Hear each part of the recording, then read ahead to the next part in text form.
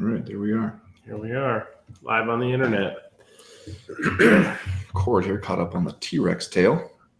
Yeah, that T-Rex tail can be a problem. I can see that. It's sharp and it's pretty sturdy. Yeah. The head, is there any articulation here? Oh, okay. There we go. That ain't bad. A little ferocious. Oh.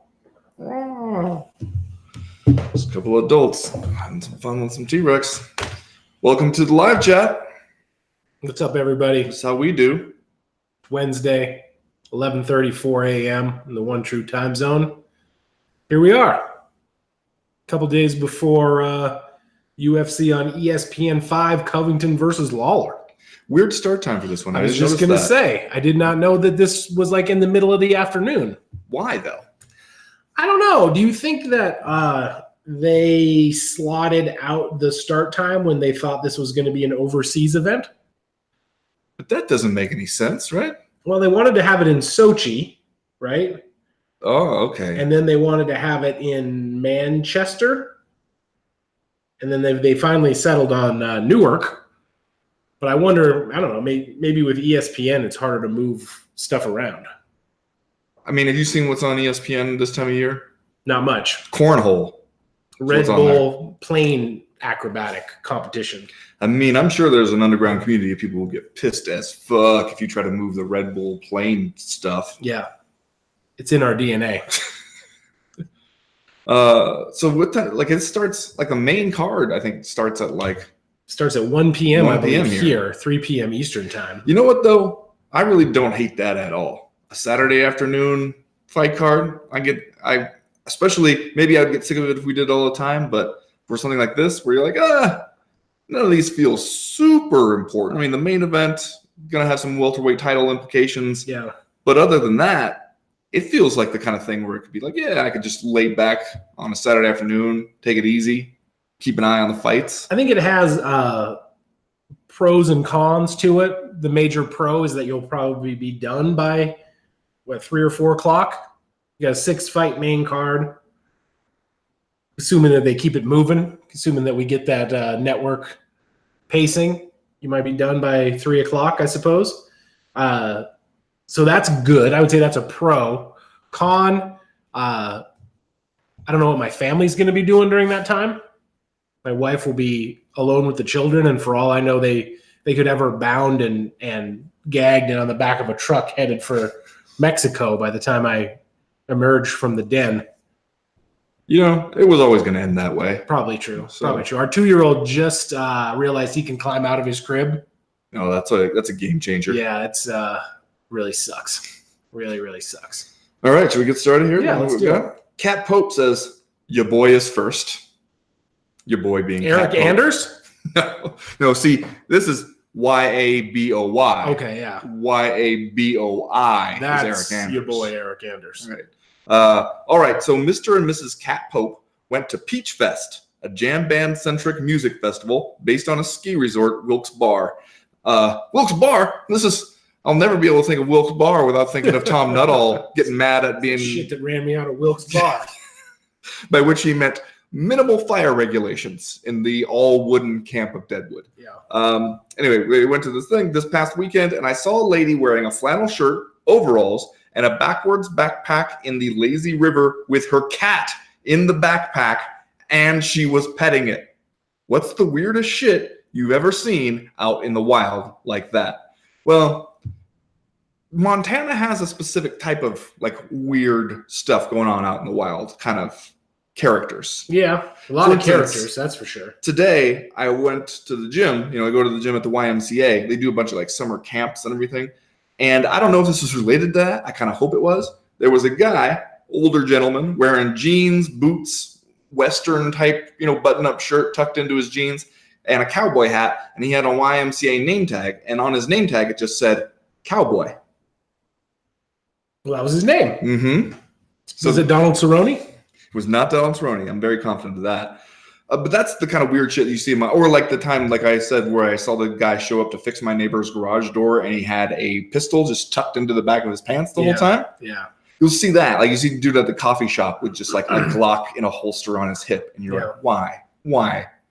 What do you think is going to happen at this coffee shop? Yeah, when we were driving back from camping a couple weekends ago, we saw an old fella ambling along the walkway to the side of the highway, and he was strapped. Which, I mean, I guess if you're out in rural Montana walking around the highway, maybe your paranoia could convince you that you're going to need that gun. And yet, once again, he didn't look like the kind of guy that you would want. Like, he didn't look like the ideal guy to be packing heat. You can look at him and be like, no, he's up to date on all his trainings and certifications. He's a steely-eyed truth teller with like an unshakable moral compass. Yes, yeah.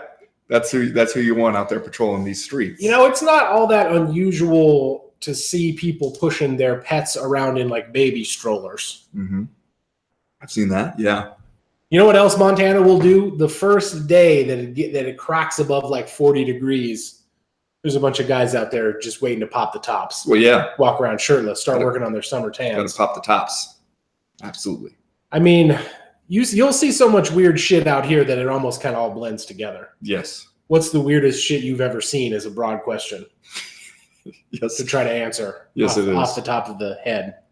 I did once like see somebody get denied service at like the gas station mini mart when they weren't wearing shoes or a shirt, and they seemed upset about it, and I was like, they really ask very little of you to come in here, and you're doing both of the things they say you can't do. Yeah. And this is not like it's one thing if it's like a little like mini mart in a beach community where you're a block from the beach or something, and you're like, okay, you could see how it happens. Somebody's out at the beach, they don't have their shoes and shirt handy, they run to get something.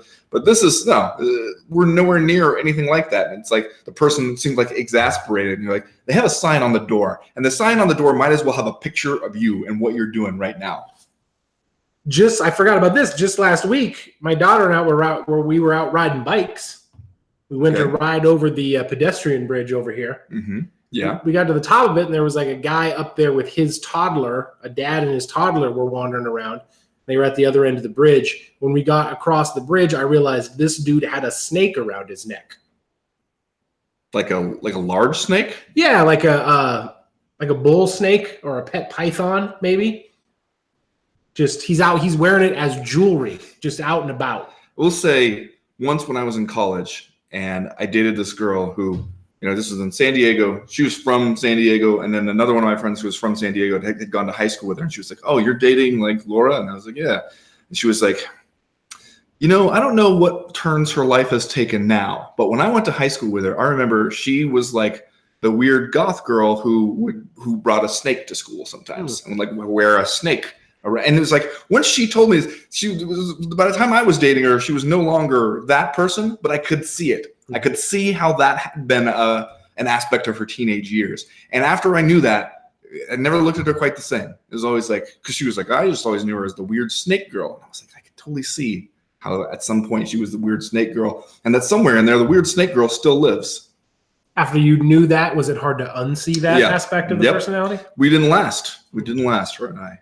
So I'm not saying that was the reason, but I'm not saying that it wasn't part of it.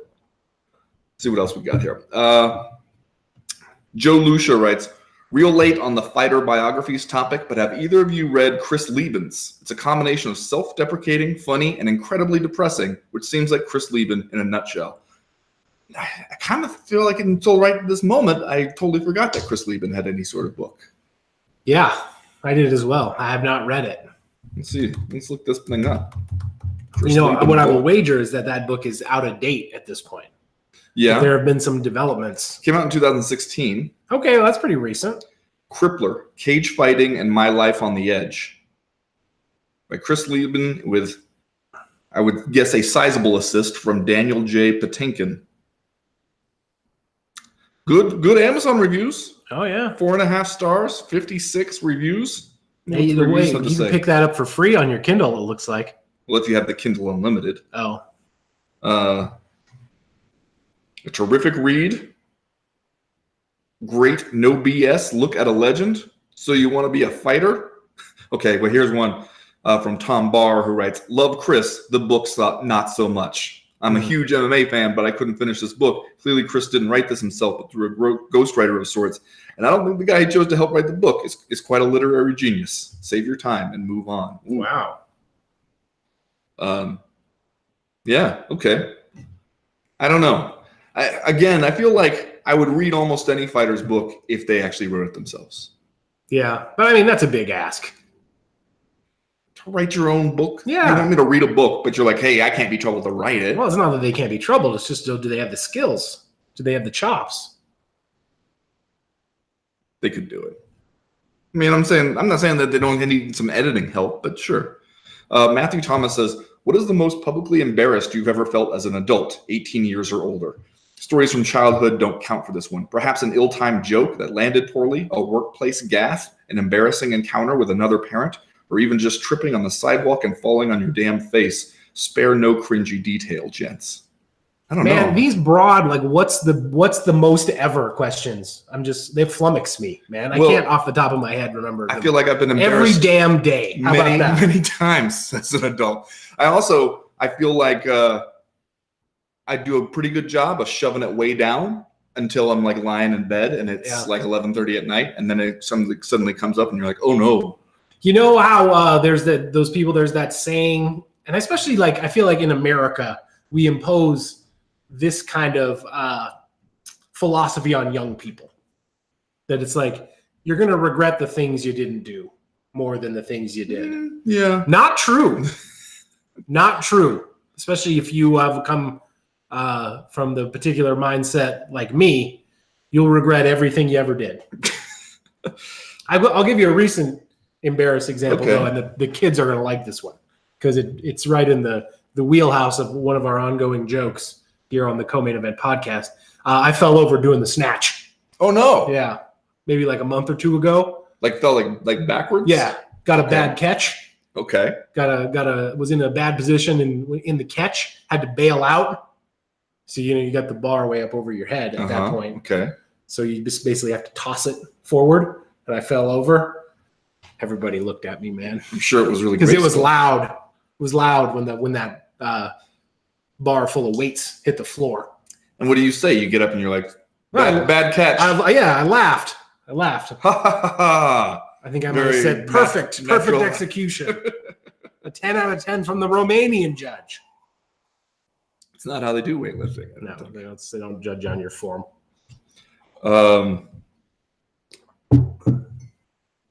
Okay. Jeff Cochran says, I was fine with having to pay for your excellent content on The Athletic, but I wasn't aware the price would be so high. No, I'm not talking about the subscription fee, which is a steal. I'm talking about the gifts in the MMA mailbag. We've all been had, and it is time for the co-maniacs to revolt. Okay, saying that there are no gifts in the MMA mailbag now. I don't know. I don't even know if our platform would support it. The Athletic doesn't do a lot of embeds, I've noticed. We do some embedded tweets, but I don't know. Maybe I'll try it and work it in there. One of the nice things, at least for me, about the difference between going from MMA Junkie to The Athletic is the MMA Junkie, I get in the content management system myself, paste it in there, do a bunch of formatting stuff. The editors did a lot of the formatting stuff, but I was expected to do a lot of stuff, add tags, all that kind of stuff. And then you can kind of add your GIFs and add links and preview it and see how it works and everything, which gives you a little bit more control. Also a pain in the ass, though. And now I just email it to Dan Stupp, and he does all that stuff, and it's super nice. Yeah, early on, I feel like it was intimated that we would be responsible for putting our own stories in the content management system at The Athletic, but so far I don't know that anyone has actually done that. No. I think we all just send our copy to Dan. It's much easier at least for us. Yeah. Much easier that way. Todd Twomey says NFL Hall of Fame is 8 p.m. Oh, that's why they had to have it earlier? Because they can't preempt the NFL Hall of Fame induction ceremony. That makes sense. ESPN probably has getting some money for that or paying some money for it. Okay. I told you recently how I was listening to the 30 for 30 podcast episode about Ricky Henderson and about the year he played in an unaffiliated minor league team. Yeah. And I recommend it as a podcast. It's called Ricky Won't Quit. It's a 30 for 30. And in it, they play a clip from his Baseball Hall of Fame acceptance speech, which I didn't realize, but a lot of the baseball people were like, oh man, Ricky's going to show up and be super weird. Ricky's going to say, you're going to give Ricky Henderson just a live microphone and let him say whatever he wants to. I guess you have to. It's the Hall of Fame. Everybody, you have a great career. You get these 10 minutes or whatever to just get up there and say whatever you want. And then he actually played it pretty straight, and everybody was stunned in a pleased way. See, that's the thing. You lower the expectations, and then Mhm. when you come through with a regular Hall of Fame speech, everyone thinks it's great. The best part of the podcast, though, is somebody talking about Ricky's penchant for referring to himself in the third person, and then at one point acting as his own agent, and how a general manager recalled getting a voicemail on his phone that just said, "This is Ricky calling on behalf of Ricky." And you're like, okay, I don't need his last name. I know who it is. I know who we're talking about here. Ben Gabriel says, "Old man app news, the International Space Station is flying over the States for the next few nights and should be visible many times." What? And there's even a website here, issdetector.com, I guess, where you can go and See where it is? Yeah. What's it going to look like? I don't know. How will I know? How will I distinguish between that and the normal UFOs? See, that's up to you. Looks like you have to download an app. Well, of course you do. I mean, he said old man app news. Yeah, true. So You let me know how that goes. I will. And when I can go outside and see the space station.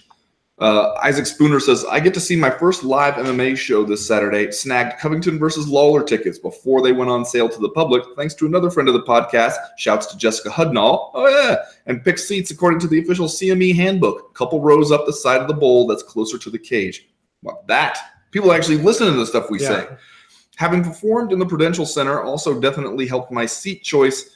Taking the girlfriend too. She loves this shit, and we're getting there early. Bit of an oddly full circle moment for me as a fight fan, because 3 years ago, I managed to bribe John Morgan into letting me be on his podcast with a 30-pack of soda pops. That too was a UFC card on the first weekend in August featuring Robbie Lawler in the main event.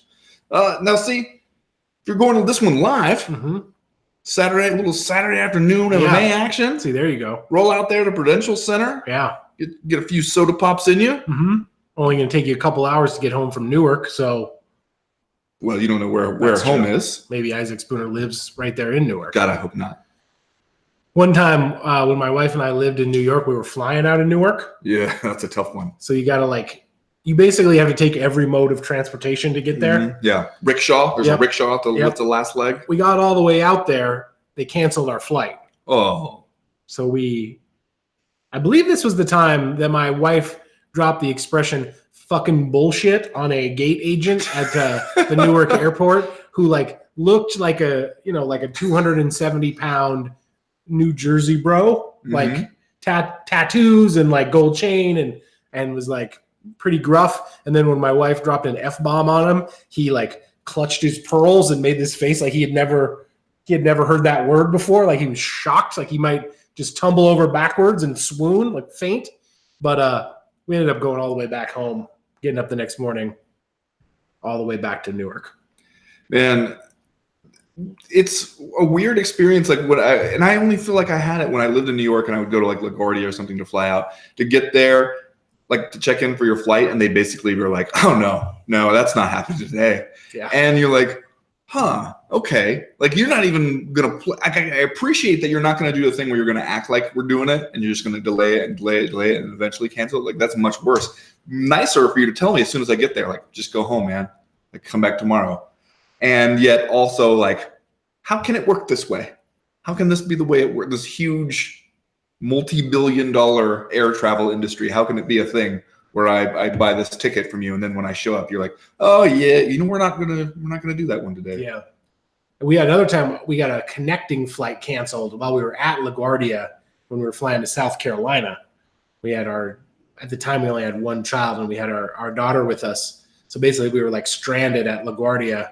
And it was and we had been living in Montana for a few years, and it was one of those experiences where it reminds you that you're back in New York and nobody gives a shit about you. So we had a couple of conversations with the Delta help people, or the customer, whatever, and found that I was just I'm gonna just get a room at the LaGuardia Ramada Inn or whatever it is and go over there and come back tomorrow. Every time I've had a conversation with the people at the help desk thing, it's they put you on the defensive by being like, "What is so important that you need to go somewhere?" And you're like, "Hey, I'm not the one who screwed up here. I'm like, you should be in a conciliatory tone. I understand why you're not. You have to deal with all these people, and everybody's pissed off when they see you. But still, here's the one. Jesse Laurenti says, so you guys touched on it on the CME proper this week, but in regards to little Fedor, I assume we mean Alex Emelianenko, who's actually much larger than Fedor, being offered a contract with BKFC. Would he even be allowed a visa to come over and fight? And would a commission sanction it, assuming a commission is even involved when it comes to BKFC? I really don't get how BKFC thought, like, you know what'll really get us some good press here is Alex Emelianenko. Like, even the MMA community has decided Alex Emelianenko is a scumbag. He is a convicted rapist. Yeah. Yeah, it's a weird strategy because, like, who's he going to bring into the tent? Like, who's the target audience of Alexander Emelianenko? Russian mobsters. I guess, yeah. Maybe he will be popular among that probably affluent group. But other than that, yeah, it's a real weird move. Now I'm picturing, though, like a Russian mobster trying to buy the internet stream and be like, is not taking credit card. What is this bullshit? Yeah, he's not taking stolen credit cards. Try one of other credit cards. But like if they have this BKFC thing in Wyoming or Montana or North Dakota or something like that, I don't foresee any like commission issues. Well, if they did that, but that was kind of what they wanted to avoid. The whole thing was like, why did you need to go through this long process to get state sanctioning in Wyoming? It was so that they could get pay-per-view, because they think that the pay-per-view writers wouldn't touch you if you're just like, in the middle of nowhere in a state without any athletic commission like Montana. Mm-hmm. And then to turn around and do something like this. Also, him getting a visa to come to the United States, I don't see how that's possible. Who's going to fight him? That's another question. Who's the opponent here? We all have heard about him having a communicable blood disease. Yeah. Is his opponent going to wear one of those like old-timey deep-sea diving suits? Which would be kind of just the antithesis of the whole bare knuckle model, which is very stripped down. Yeah. I assume that the person who's going to fight Alexander Emelianenko is desperate. Like that will be a desperate individual. See, the thing is, somebody would fight him. I hope it's not Mark Coleman. Somebody would actually fight him. Yeah, that's the crazy thing. That's why, like, that shows why you need the athletic commissions, because somebody would take that fight, even knowing everything we know. Yeah. Somebody would absolutely take. But yeah, for BKFC, man, that is a miscalculation, and hopefully they are in for like a course correction when they see the response. I mean, I can understand, I guess, like we talked about on the podcast, how they would have been like, man, these people will eat up anything as long as it's crazy and wild. Like the fight community, the MMA community will get into this. But then to see this and be like, oh, maybe they do have some kind of line that they don't want to cross. Yeah. I mean, they haven't, good sense has not prevailed in any instance yet. So we'll have to wait and see how that goes, I guess. Grenade Al says, hey, fellas, hope you're having a fantastic day and ready for a bit of a long question here. You ready? Two-parter. Part one. Part the first, Chad. I have a 6-year-old daughter that at times enjoys watching MMA with me, and in particular likes the women's fights, which I encourage her to watch, and I talk about some of the women fighters with the same respect and excitement that I do men. They're great. Amanda Nunes is particularly awesome, and especially when she head kicks Holly Holmes into oblivion. But then my wife comes around the corner and gives me the what the fuck look and declares it too violent for our daughter. How do we balance promoting feminism and equality with not scaring our children for life with real violence? Discorso. Part the second. You guys think it has occurred to Amanda Nunes yet that much like Cyborg, the second she loses her belt, heaven forbid, to a blonde, attractive white woman, Uncle Dana and the UFC will dismiss her as a coward and send her packing? Bonus. Okay, now we're getting into the third part. Speaking of 6-year-olds and feminism, you guys checked out She-Ra on Netflix? It's fucking awesome. My daughter has totally found She-Ra. Oh, really? Netflix. No, I've not watched it. Mm-hmm. Yeah. I don't have much say in what my 6-year-old is going to watch anymore. Yeah. No, I mean, I didn't steer her toward it. She found it, and I was like, what? You found She-Ra? Yeah, and she was totally into it for a while. We talked a little bit about this, about like having the kids watch MMA, and I don't worry, at least like with my kids, like I'm never worried, like, well, if they watch like violence in some form, that they will be more likely to enact violence. Yeah. That just never really comes up. I don't know if it's just that that's how my kids are, if it's a having 2 daughters thing, but like nobody ever hits anybody in my house, which is, I realize, is strange from talking to some other parents, but it just never happens. Yeah. My 2 boys don't need the suggestion. They will already. My 2-year-old will smile in your face and lumber over to you and punch you right in your neck. He doesn't even, he's like O-Dog. He does not give a fuck. Doesn't give a fuck? Yeah. My kids are not that interested, to be honest. Yeah. Like, it's on pretty late. They're usually asleep by the time the MMA. I guess we'll find out this Saturday what they think about it being on in the middle of the afternoon. My daughter, who is the eldest, who is 6, is like a little bit confused by it, but she doesn't really want to watch it. She had to leave a screening of The Lion King this week because it was too intense for her. So it's not really up her alley.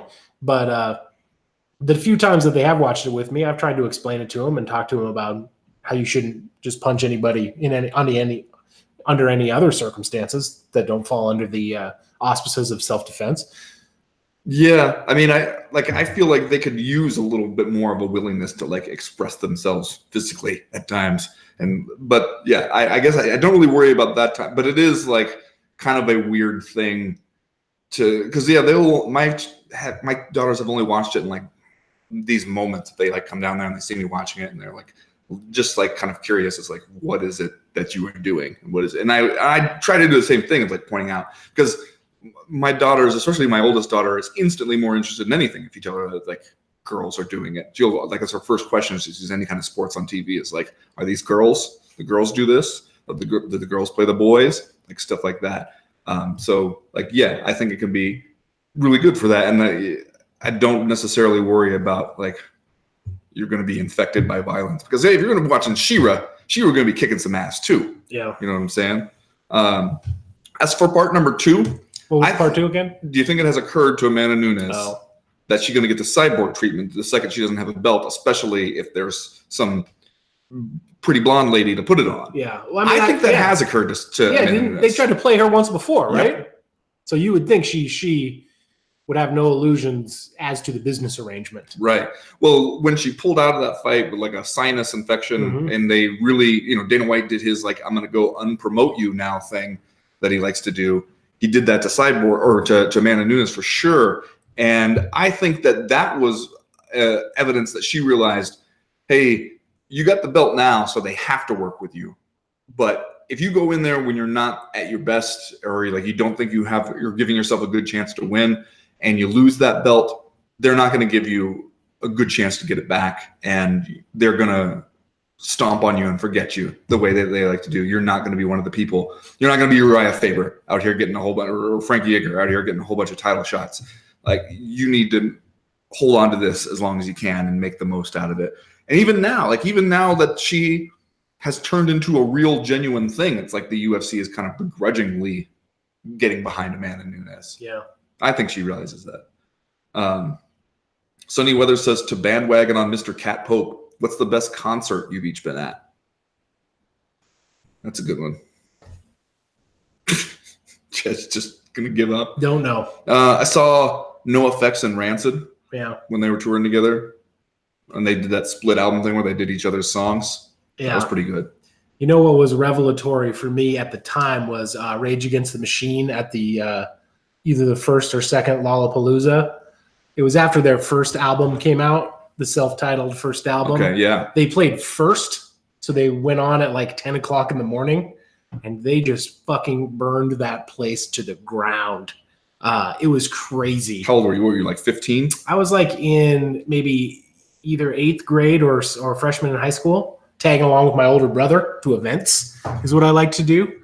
And they were just like, they were far and away the best band. Like, it wasn't even close. Who else played at that?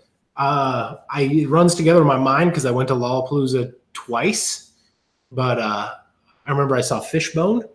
Fishbone played. Where did you go? Like, did you go Spokane? The Gorge, Washington. Okay. Yeah.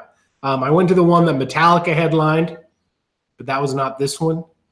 Red Hot Chili Peppers, I believe I saw maybe twice. Primus was there. Rancid played at one point, or was that the Warped Tour? See, I don't know. The Red Hot Chili Peppers any good? I hate the Red Hot Chili Peppers. Man. But I would say that the Red Hot Chili Peppers is the band that I am.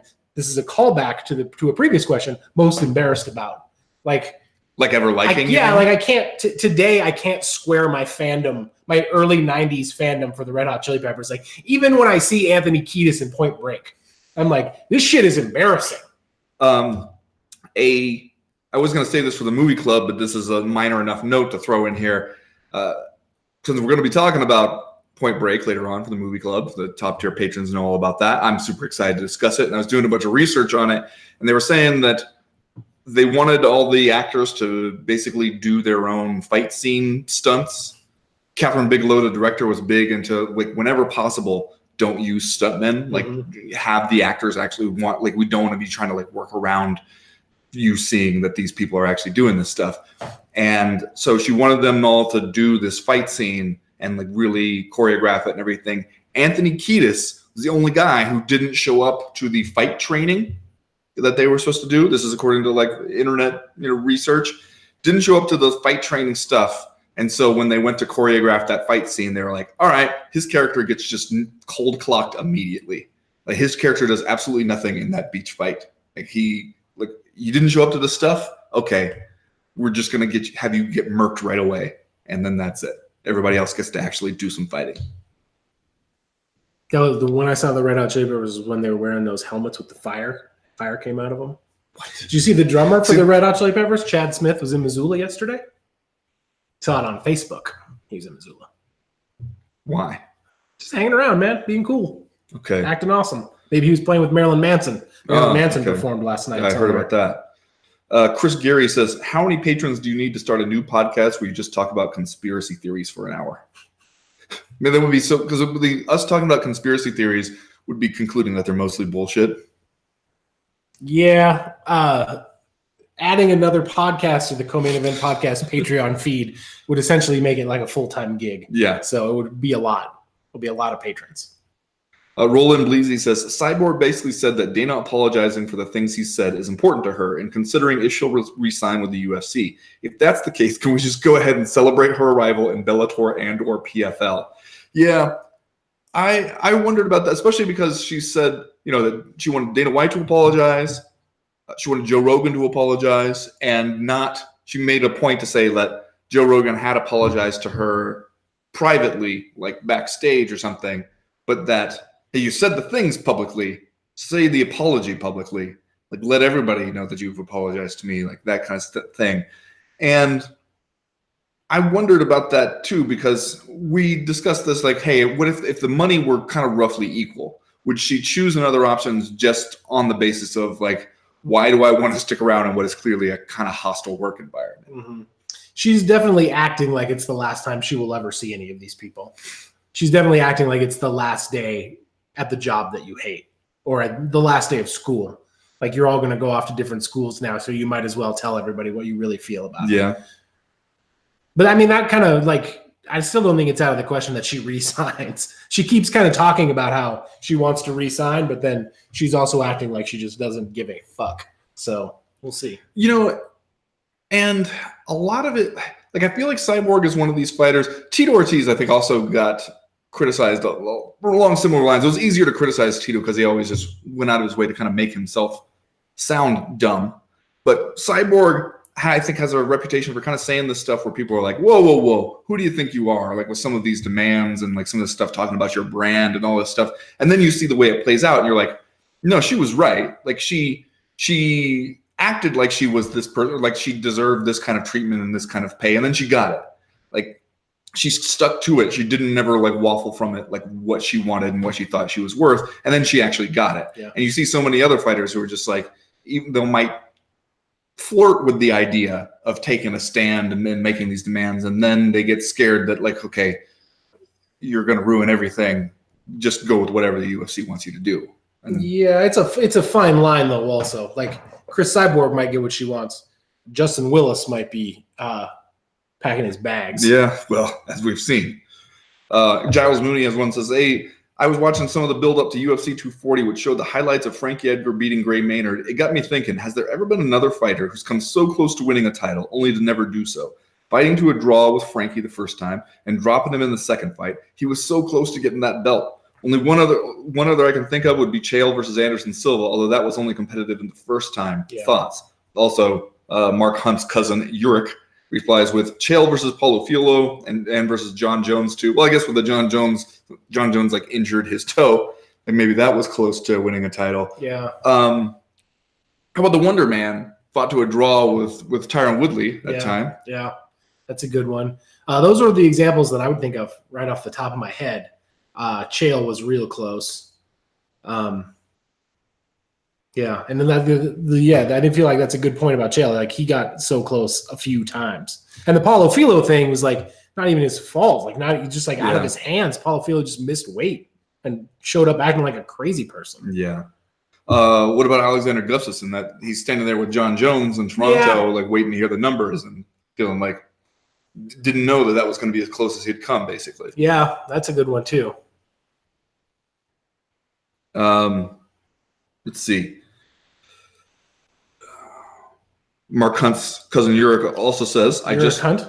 That's who we're answering a question from? Mark Hunt's cousin Yurik is what it says. Yeah, I get it. I see what you did there. I just finished Champion of the World and loved it, and I'm looking forward to The Blaze. I think Chad and I are now boys since I pre-ordered my copy. Best friends. Now that I've consumed media from you boys via podcasts, live chats, Twitter, The Athletic, and new novels, I'm interested to see what other avenues you've explored. Any Chad done his punk band videos on YouTube I can check out? Maybe spoken word slam poetry from Ben? Well, not yet, but I'm going to get right on that. It's a great idea. They're not videos, but like the audio from the 7-inch records that my band, the Sputniks, put out when we were in high school are on YouTube. Oh, really? Yeah. But we don't get to see you making your drumming face? Nope. I love Chad's drumming face. Not on there. Still makes it, if you go see like Chad drumming a thing and it goes. Can't not make it. So if it's can you make it without doing it? Can you recreate it? Nope. Don't even know what it is. You've seen it though, right? I guess. It's great. Shane Krug asks, are there any shows that your children watch that you've grown to like yourselves? You know what I watched the other day? I don't know if I mentioned it already, but the Japanese cartoon My Neighbor Totoro. Oh, is that the one about like the monsters and stuff? Yeah. So, and it's weird. Like my children really love it, and whenever they ask to watch it, they suddenly turn into like Japanese pronunciation purists. Like it never occurs to them to be like, "Hey, can we watch like My Neighbor Totoro?" It's always like, "Can we watch My Neighbor Totoro?" And they're like, Satsuki, like, well, someone Satsuki in May, and it's just like, okay, yeah. But I really enjoy it because it subverts a lot of the expectations that you have as like an American viewer of like kids cartoon stuff. Because there's like a part where it's like the little girl discovers like this monster in the forest, and then it goes to tell the dad. And the stock way those things go in like American movies is that she goes to tell the dad and he's not going to believe her. Like the grown-ups are going to be like, oh no, and it's like, oh, the grown-ups don't get it, man, it's just the kids who. And it's like immediately when she tells the dad like, oh, I spent the afternoon with this monster in the forest, and he was like, oh, that must have been a forest spirit. Like, here's how you act with forest spirits, and here's how like what we should say to them and stuff like that. And you're like, yeah, okay, that's different. I'm into that. There are a lot of kids shows that will give you a little something extra for the parents. Like I would say that's standard operating procedure at this point. My 4-year-old is super into Lego Batman, and that's pretty funny. And it's also got a star-studded cast: Will Arnett as Batman, Zach Galifianakis as the Joker. There's a lot of people in there. Most of those recent Disney movies will give you some adult humor. Yeah. On the whole, though, my kids have really shitty taste. Like they will always watch the worst thing. My 6-year-old loves Lego Friends on Netflix. Man, that is not good. My 4-year-old loves to watch Ninjago or Ninja Go, the Lego like ninja show. It scares the shit out of him, and he has bad dreams every time he watches it. But like, he won't not watch it.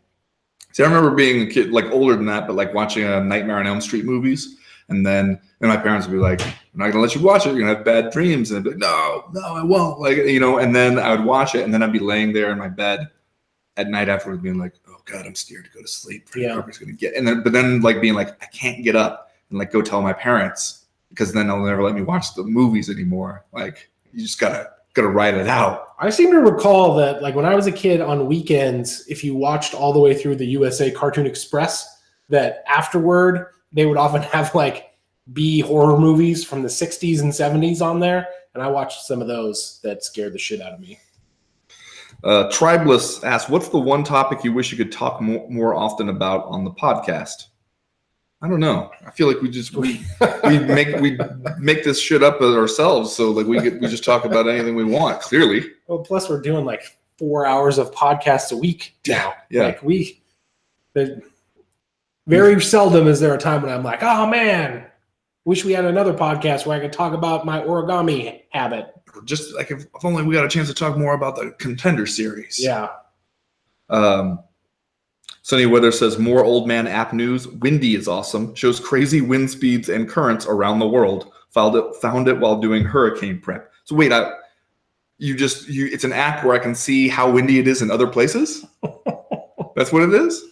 Is that it? I question how useful that would be to my life. I guess you got to be pretty into the wind. And I'm not saying I'm not. Vanderlei writes, after Dana White's mind your business reply to concerns over BJ Penn's health and Vanderlei Silva in address remarks coming back into light, I'm left wondering if he is completely morally bankrupt. What's your take? I don't think Dana White is guided by any real moral code. Especially like in the course of this business. I think that just a pure pragmatist in most sense, like just thinks like what's going to make money and like what's going to make money soon. Like where's the next big payday coming from, like for this company. And then I think a lot of it is just ego driven, and it makes sense because also you would ask yourself, like, why is somebody like that still doing this job? He has so much damn money. Can't be the money. He's not in it for the money. What is it that keeps him wanting to do this job and deal with things that he obviously thinks are headaches, like talking to the media and shit like that? Like, why would he keep doing it? It's because he wants to be that guy. He wants to be in charge. He wants to be the guy telling other people what to do. He wants to be like the important guy, like kind of in the spotlight. I think that's the big driving force for Dana White right now. Did you see this from the Hollywood Reporter? Picture of the $35 million mansion that Ari Emanuel's buying in Bel Air. Oh, well, that must be nice. You're just going to throw that out there? I think I would just echo your sentiments. I feel like there's a lot of like pragmatic, business-driven motives happening. I also do think that Dana White is super stubborn, and not just stubborn, but really sure that whatever his first impulse is, decision-wise, is the correct one.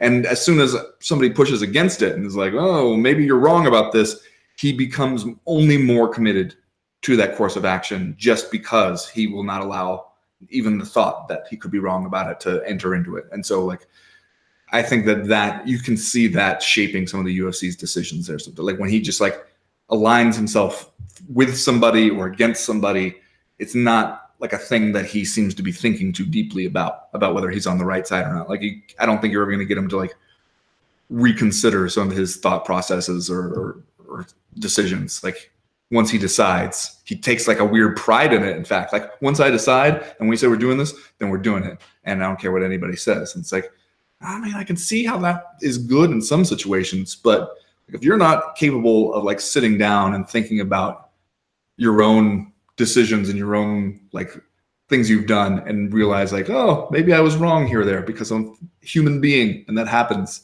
then that's a flaw. Yeah, very rarely company-wide has the UFC ever like admitted a mistake or backtracked from a decision. So that's just like kind of a constant there. Kat Pope says, what's some of the most local MMA shit possible? I.e., the ring girls are also strippers that do general non-stripping dancing on the cage in between rounds, clear trademark infringement as fighter shirts, insert name Mania. One time, I think you went to this event with me. There was an MMA event at the Rock Creek Lodge. No, I did not go to that one because I'd already moved out to New York by then. It's outside of Missoula. You remember last week when we talked about the Testicle Festival? Mm-hmm. Yep. It's where they used to host the Testicle Festival. It's basically like this kind of sprawling bar and roadhouse area, 20 miles outside Missoula or whatever. We went to an MMA event there once, and at about dusk, there was an MMA fight between two guys, one of whom's nickname was Night Train. Okay, yeah. And with the place where they had the cage set up was right in front of the railroad tracks. And as Night Train was fighting, a literal night train went by in the background.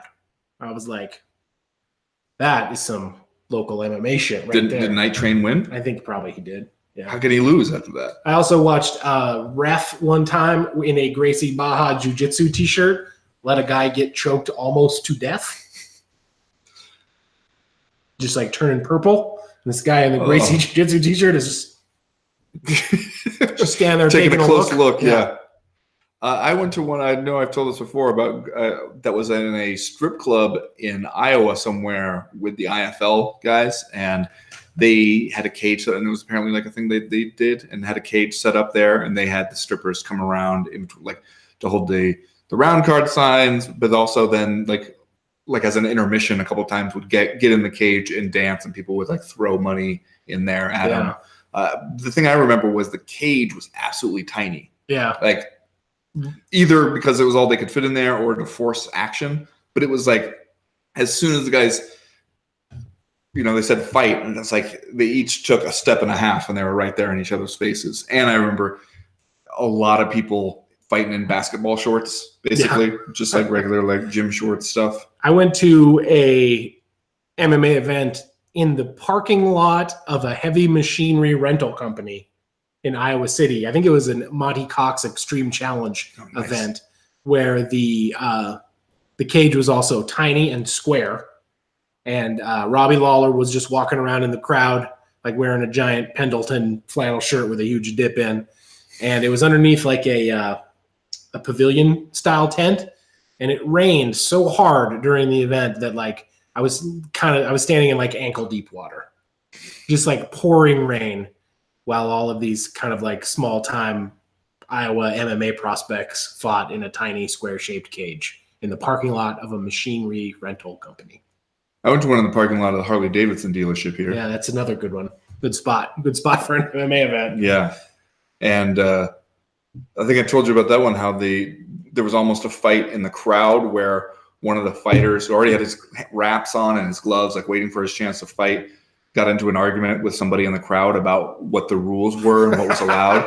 And I remember the guy in the crowd was like, "I was at the rules meeting, bro." And the guy was like, "Well, I was too. Like, I'm a fighter." And it was just like, man, this is going to be the stupidest shit ever. If these guys get into a fight before the guy has a chance to fight. I would say like the most consistent small time local MMA thing though is going to an event where there are clearly numerous fighters on the card that signed up for it without knowing what it was. Yeah. Like you go watch the maybe it doesn't happen so much anymore, but back in the day, I saw some fights where I was like, oh, this guy didn't know that you could wrestle. Yeah. And he's finding that out right now as his opponent takes him down. Yeah. And like gets on top of him and punches him in the face numerous times. I've definitely been to some where you see somebody get kicked in the leg and they make a face like, what the fuck? Yeah. Who would just kick somebody in the leg like that? And that really hurt. Animals. They locked me in there with an animal, kicked me in my leg. Austin Shippey says, another note from UFC 240's push narrative that bugged me, John Anik referring to Jillian Robertson as streaking, including her tough 26 time. She was 3-2 in her last 5, and them W's were not lined up. Yeah, I mean, again, I think this is kind of a consequence of having the company be in charge of the commentary, because it's like they want to try to present things in a positive light, or in a light that makes everything seem like more important, more relevant, that kind of stuff. And so it's like when that person has a fight coming up, we would like to frame it as if like they're on the rise. Mm-hmm. Like this is somebody really doing great stuff here, and not like, being honest about like, oh, this one is not so great. This one is not so important. We're not going to do that. Yeah. Austin Shippey also says, Sarah Frodo went out to the cage on Saturday with her gauged ears hanging loose for all the world to see. Isn't it a standard to tape that stuff up? Every punch and scramble had me anxious and waiting for a Leslie Smith-type gruesome injury. Do you remember when James Thompson's ear popped on CBS? Yeah, for sure. That was gross. That was gross. And it was at a time in MMA where everyone was like, yeah, we're all just going to be still and hope that there's no shit over this. Yes. That was the time when MMA people were very like self-conscious and defensive, and getting a big opportunity on network TV where there's a part of you going like, oh, this is going to be it. Like here's when people are going to realize MMA is awesome and it'll really take off, and you'll get to see it all the time on big TV networks. And then something like that happens and you're like, or this might be where everybody wants to get it banned again. Let's see what else we got. Uh-oh. It's loading up pretty slow. Saying the Nighthawk might be failing us here. I hope not. I feel like the Nighthawk has been pretty solid so far. Austin Shippey says, local MMA shit. In Anchorage, we have the AFC, but every Thursday there are Thursday night fights. Anybody can do it, and often these peeps get AFC offers. Yeah, they used to have a tough man competition / circuit in Missoula. Yeah, the boxing thing. Where they would do it like every, Tuesday or Thursday or whatever it was. And then some people got put in comas, and that was the end of that, I think. I remember going when I first came to Missoula. I had applied to grad school here and gotten in, but I didn't know anything about Missoula or Montana, and so I was like, I should probably go check this out. And I went, and I sat in on a workshop class and everything, and then just wandering around downtown, it was like, oh, there's boxing fights tonight, at the Wilma. And so I went, and it was area high schools against each other. A smoker, yeah. It was like settle the rivalry versus Hellgate High School fight, and I was like, wow. And then we're in there drinking beers and everything, watching high school kids box each other. Yeah, they don't do it anymore. The thing that I remember about the tough man fights is that you would get $150 or something if you won. There was a small purse involved, so pretty good fighters would show up, guys that if you were in any way connected to the local fight scene, you knew who they were, and they would fight people that you did not know who they were. They would fight guys who just came down that afternoon and signed up for the hell of it. And that was not good. It was not pretty. Matthew Cole Webb, in attempting to guess what position I played in football, guessed weak side linebacker, which is actually that's pretty much nailed it. That's basically what I always used to end up playing. Ask you what you play. Suggest D-line in football or catcher in baseball, which I feel like he's body type stereotyping you. God, in another life, I wish I would have been a catcher. I could see you with the helmet on backwards, and you're going out there to have a serious talk on the mound. Yeah. Maybe bring a little levity to the situation. Yeah. Have some jokes out there. I did not play sports in high school. The football coach would not leave me alone. He wanted me to come out and play on the team, but I was interested in different stuff, let's say, back in those days. When we had the flag football team, you did play on the D-line. I did, yeah. The one of the most awesome things when I was going back and reading Ball 4 was just the hilarious baseball banter of people, where it's in one instance super fucking serious, these guys' livelihoods are on the line, everybody's got a lot of pressure to do well, because otherwise what the hell are they going to do with their lives? How are they going to make money? But then it's also baseball, and so there's a lot of just fucking around. Yes. Have you ever been to a baseball practice before? Yes. A couple of times when I was working at the local newspaper here, and I had to do stories on the minor league baseball team, you would go out kind of early in the day to interview players, and they would be having practice or warm-ups, whatever they called them out there. Holy shit, that was a lot of lollygagging going on out there.